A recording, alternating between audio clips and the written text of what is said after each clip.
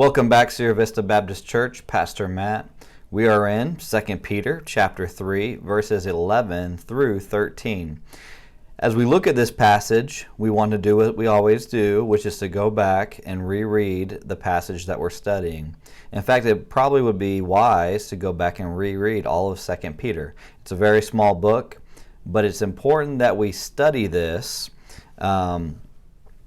comprehensively. So we're only looking at a small snapshot, but when we're actually studying a passage, we want to look at it within the greater context of the letter. So that way we don't take a verse out of context.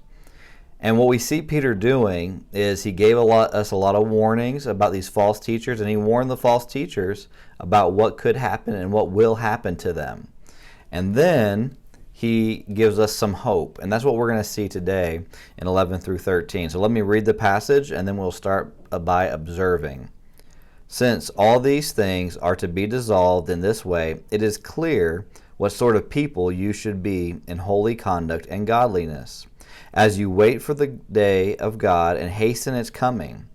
Because of that day, the heavens will be dissolved with fire, and the elements will melt with heat. But based on this promise, we will wait for new heavens and a new earth where righteousness dwells.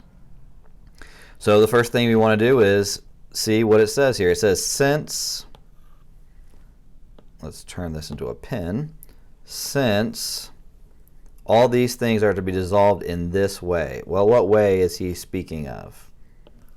Well, he's speaking about what we read in verse 10. So let me go ahead and read verse 10 for us. And it says this, But the day of the Lord will come like a thief. On that day the heavens will pass away with a loud noise, the elements will burn and be dissolved, and the earth and the works on it will be disclosed. So tying in that end of days scenario, end of days concept, is this here in 2 Peter. And it says, since all these things are to be dissolved in this way, so we know it's going to be dissolved. It is clear what sort of people you should be in holy conduct and godliness. Now, as we read this, we see that he is giving us a positive vision, right? So if I was going to tell you about the end days, most often we think of this in a negative terms. I mean, think about the genre of apocalyptic literature, the genre of apocalyptic movies. There's some kind of end of the world situation, and it's usually considered a negative. But what Peter is saying is, yes, the end of days, the judgment is coming, but we don't have to be worried. So we know that all this stuff is going to be dissolved, and so what it says is that it is clear, so it's obvious, it makes sense, and this is a verb, that's why it's in green, what sort of people you should be. So it's telling us the type of people. So because everything is dissolving, is getting wiped away, the new heavens and the new earth, and that's what we'll see in verse 13, because of all this, we can have hope, and then we should live a certain way. Now, I like how this translation talks about holy conduct and godliness, because it's worked out practically from chapter 1, verses 5 through 7, where it talks about what godliness looks like. So Peter is now going back to the first part of the passage, the letter, and he is drawing from what he already said about what godliness looks like. And that's your Christianity in action. That's your way of living. So because of this end times view, and we're looking at the new heavens and the new earth, we're looking towards heaven. Because of that, we should live a certain way, which means we're motivated by hope rather than fear. I mean, imagine living, and many of us live this way, in fear of all that we have around us ending, right? The books that I have gathered over these years, the knowledge that I have collected by reading those books, all that will disappear one day. Not in the sense that I will lose all of this, but that my knowledge will be so much greater and more expanded. But the things that I own are going to be gone. My home that is so comfortable that I have spent my time making comfortable is going to disappear. It's going to be gone. So I like one quote from a commentary I read. It said, "When the day comes, one's retirement fund will not be important, but rather what one has invested in the kingdom of our sovereign Lord." Or another one that says, "How important will that issue be when the earth is dissolved?" So when you're in a conflict with someone, let's say you and another brother or sister in Christ have an argument. Why don't you ask the question, how important is this issue going to be when the earth is dissolved? And then act appropriately, which means forgiveness, which means not holding on too tightly to the things of this world, not feeling like I have to control the situation. I have to own every aspect of every situation. Ministry gets a lot like this. And a lot of people in ministry will grip things that they really shouldn't to an excessive amount. And then it becomes an idol, and it becomes a point of contention. And so anybody who wants to do ministry different than them, it turns into a he versus she, an argument. And so we have to look at, what is this going to be important when all this dissolves, when the new heavens and the new earth comes? And that should cause us to live with humility, with godliness. And that's what we see in this passage, the need to live in holy conduct and godliness. And it should the way that you could read this is, you should be living out your life in holy conduct and godliness. It's a continuing thing. It's not just a one-time thing. It's not that I was saved and so now I'm holy situation, but it's I'm saved and I will now continue to live as if I belong to that kingdom, as if I belong to the second, to the heavens. I belong to Christ, and therefore I live in this life as if I'm already there. Our citizenship is already there. So where are you investing in? Where are you putting your hope in? And now we'll turn to verse 12. It says, "As you wait for the day of God." Now it's interesting that he says God here, and in other places it's Lord or Jesus or Christ. And some people have gone in depth and tried to separate out that these are two different days or multiple days. In fact, I think John MacArthur thinks that these are multiple days and should be spread out that way. I think we do a disservice to the text when we try to separate out these. I really think these are synonymous in many ways. As we read this passage, is what we see Peter saying.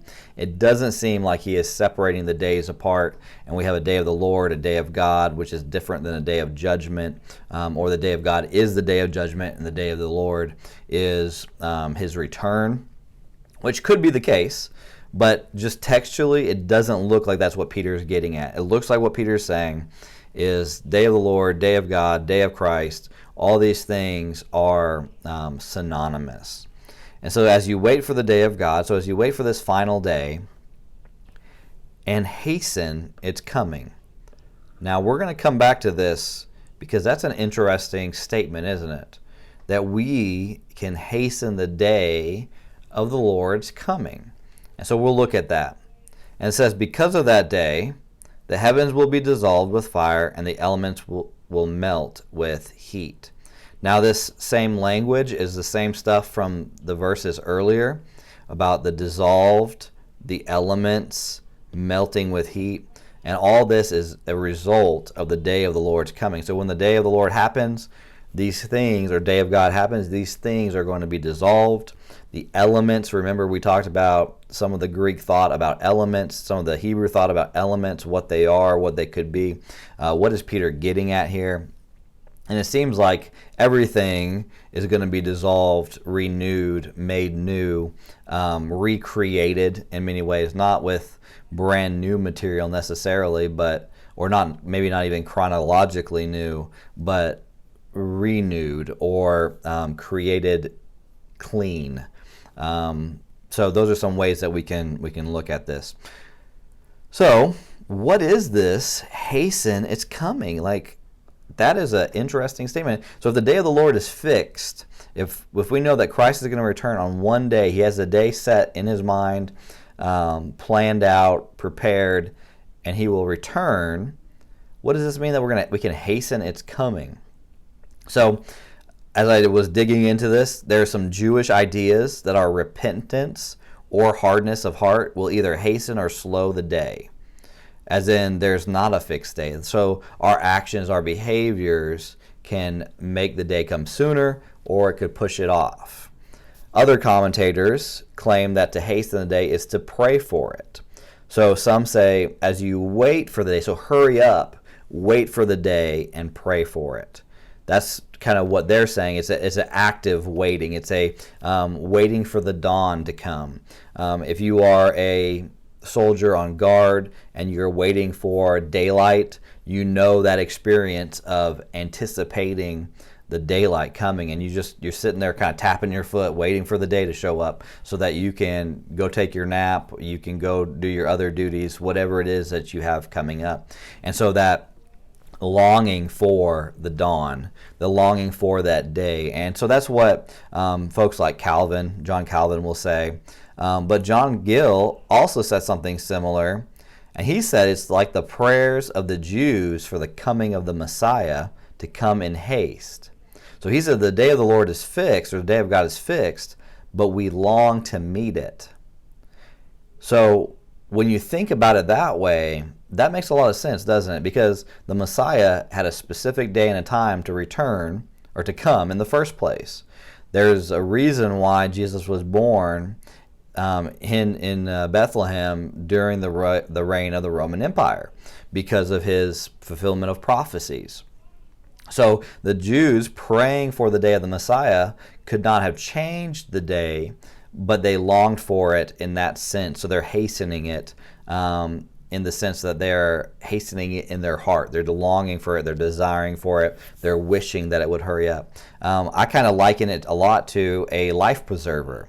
If I was a man out stranded in the ocean and a boat came up and threw me a life preserver, I would be pulling on that rope trying to get closer to the boat, right? So I'm hastening my rescue, not because the boat's moving, but because I'm moving closer to the boat. And so if you think about it that way, it's not that the day of the Lord or the day of God is going to change. It's that it's already fixed, but that we are longing, we are drawing towards it through our holiness, through our love for Christ, through our complete abandon to the things of this world and the chasing of the things of God and the tasting and seeing that He is good. As we do that, our minds, our hearts are hastening the day in that sense. So you can look at it in those two lights, and as we look at this text, that's what I'm leaning towards. I believe that God has set a day, and that to hasten it means that we are either quickly moving towards it in our hearts through our desires, through our wishes, we're longing for it, or as we are waiting, we are praying for that day to come quickly. And we know that God uses both human means and His sovereignty in conjunction. And so it's kind of like when I pray for the salvation of a friend or a salvation of a person. I know that I can't save them personally, and that they will be saved, or they could be saved, but that's in God's hand. But God is using my prayer as a means for the salvation of that people. And so we can look at it that way. So because of that day, the heavens will be dissolved with fire, and the elements will melt with heat. So another statement going back is, in some sense, we shouldn't sleep on this great hope, but actively engage in holiness. And this really builds up Peter's concept of waiting, hastening, is that we should hasten to do good works. We should hasten to be holy, that we should seek after Christ if we are saved. And that's the first step, right? And then finally we have verse 13. And then he says, but based on this promise, we wait for the new heavens and the new earth where righteousness dwells. So remember, the goal of this text is not primarily about the destruction of evil, but encouraging true followers of Christ with a positive promise. The promise that his day is coming. God will return. Christ will return in the skies. There will be judgment. There will be a new heavens and a new earth, and that's what we long for. We want to be heavenly minded. In many ways, it's like refining gold, setting it on fire or putting it in the heat to melt in order to remove the dross, remove the imperfections, or the rubbing up against it, the scratching of its surface and polishing of it, in order to have this much nicer thing. So my boys have gotten these gifts from my mom for Christmas, and they are rock polishing kits. And they have like 4 different phases, and they have different grit levels that rub against it, and it runs in this tumbler for 30 days, 6 days. It's like 3 days, 6 days, another 6 days, all the way up to like 35 days, basically, of rolling in this tumbler where the grit is scratching against it, and then finally you pull out the stone at the very end, and it's super polished. It's really soft. It has a nice smooth veneer, and you can look at the colors, and they have different rocks to do this with. And it's like that we long for that final day. And even though the day of judgment will be fearful or fear-invoking, the purpose is the end result, not the judgment of the wicked. And so for followers of Christ, those who have Christ as their highest treasure, this is a good thing. One commentator said, eschatology returns to protology, or protoology, or protology, which basically means the end times is going to be renewed. That's why we have this new heavens and new earth. The plan of God in Genesis will come to fulfillment in Revelation. Humanity rules the fruitful earth in full communion with God. And that's where this righteousness dwells. If you read Revelation 21 like we did for the sermon last Sunday, and we recognize just this beauty of the new Jerusalem that we are longing for, we are hoping for, we're putting our hopes in, because the things of this earth are fading. And so that's what we want to recognize, is that we are looking at this new heavens, new earth. All these things are going to be made new, and that's what we long for. Friends, Sunday, that's why I said you need to learn to long for heaven and abandon these things of this world. That doesn't mean we neglect our responsibilities here, but as we are going about our day, we're thinking about no more tears, no more pain, no more sorrow, no more grief, and how that leads us to live a holy life here in this time. So until we meet again, until I see you Sunday, hopefully, God bless, take care, and be safe.